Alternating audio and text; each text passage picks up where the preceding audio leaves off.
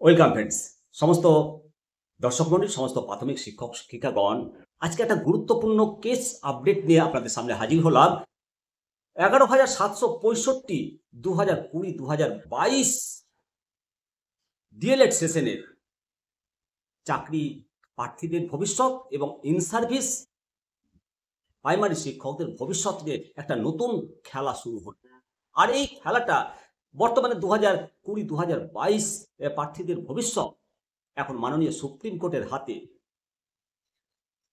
প্রিয় দর্শক, আপনারা জানেন যে মহামান্য কলকাতা হাইকোর্ট এবং মাননীয় সুপ্রিম কোর্টের নির্দেশের পরেও ডিএলএড 2020-2022 ব্যাচের চাকরি প্রার্থীদের নিয়োগ নিয়ে জটিলতা অব্যাহত। আর সম্প্রতি পশ্চিমবঙ্গ প্রাথমিক শিক্ষা পর্ষদ সুপ্রিম কোর্টে একটা নতুন মিসলেনিয়াস অ্যাপ্লিকেশন দাখিল করেছে। আর এই নতুন মিসলেনিয়াস অ্যাপ্লিকেশন দাখিল করতেই ইন সার্ভিস প্রাইমারি টিচার যারা চাকরিরত এবং যারা চাকরি পায়নি, চাকরি পাবে, প্রত্যেকের মধ্যে একটা উদ্বেগ উৎকণ্ঠা কাজ করছে। কেন এই অ্যাপ্লিকেশন, মিসলেনিয়াস অ্যাপ্লিকেশন, সেটা জানা দরকার। এই অ্যাপ্লিকেশনের মূল উদ্দেশ্য হলো 2022 সালের নিয়োগ প্রক্রিয়ার অবশিষ্ট 11,765 শূন্য পদের আবার পুনর্বিন্যাস বা পুনঃবরাদ্দ। এই পুনঃবরাদ্দটা কে করবে? রাজ্য সরকার না, একমাত্র কোর্ট করতে পারে। নির্দেশ প্রার্থনা করেছে মাননীয় সুপ্রিম কোর্টের কাছে যে 11,765 শূন্য পদের পুনর্বিন্যাস রাজ্য সরকার করবে, কিন্তু আইনি জটিলতা কাটিয়ে ওঠার জন্য মাননীয় সুপ্রিম কোর্টের কাছে নির্দেশ প্রার্থনা করেছে। তো বন্ধুগণ, অবশ্যই এই মামলার যে চলমান পরিস্থিতি সেই সম্পর্কে একটু জানুন। এই মামলার চলমান পরিস্থিতি সুপ্রিম কোর্টে 2024 সালে 4 এপ্রিল একটা রায় দিয়েছিল। সেখানে ডিএলএড 2020-2022 ব্যাচের প্রার্থীদের অবিলম্বে নিয়োগের নির্দেশ দেওয়া হয়েছিল, কিন্তু সেই রায়ের পরেও চাকরি প্রার্থীরা নিয়োগপত্র হাতে পাননি। পর্ষদের পক্ষ থেকে এই নির্দেশ কার্যকর করতে অনীহা ছিল।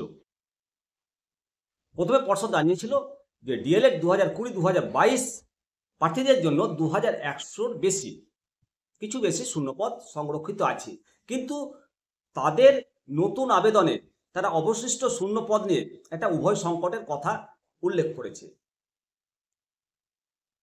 পর্ষদ যে নতুন মিসলেনিয়াস অ্যাপ্লিকেশন করেছে, কেন এই মিসলেনিয়াস অ্যাপ্লিকেশন করেছে? এর মূল বিষয় হলো 2022 সালের বিজ্ঞপ্তিতে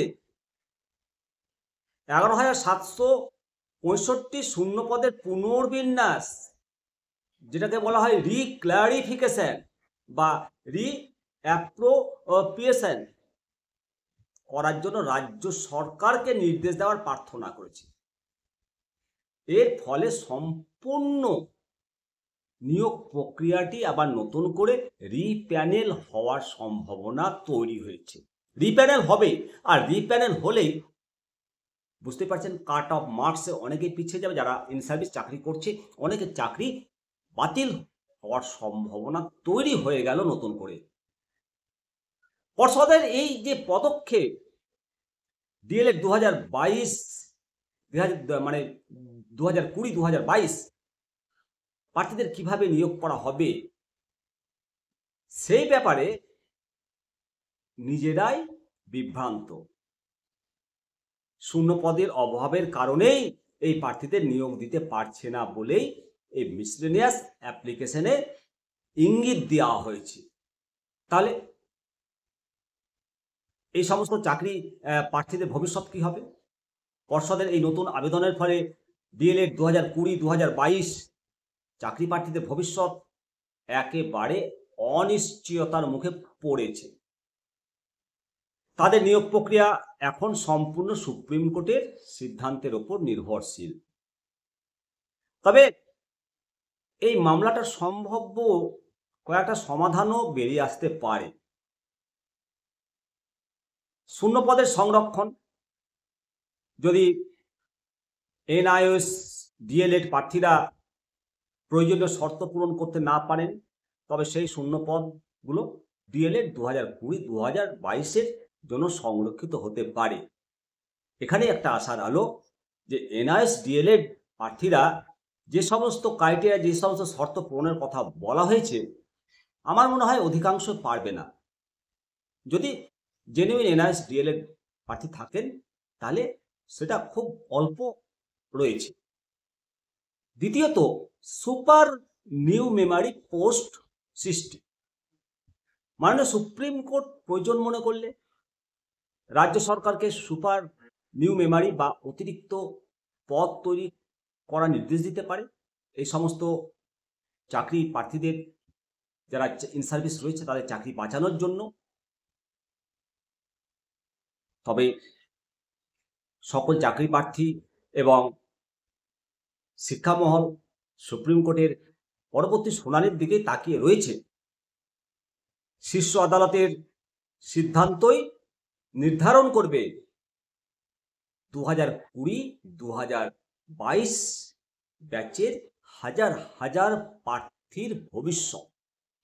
তবে একটি চাকরিও যেন বাতিল না হয়। বিশেষত যারা 2024 সালে নিয়োগ পেয়েছে তারা এখন ইন সার্ভিস অবস্থায় রয়েছে, কাট অফ মার্কসের কারণে, রিপ্যানেলের কারণে, পুনঃমূল্যায়নের কারণে যদি তাদের কাট অফ মার্কস নিচে নেমে যায় তাহলে তো বাদ হবেই। সেই জন্য সুপার নিউ মেমারি পোস্টটাই একমাত্র রক্ষা কবচ হতে পারে, আর সেটা মাননীয় সুপ্রিম কোর্টই দিতে পারবে।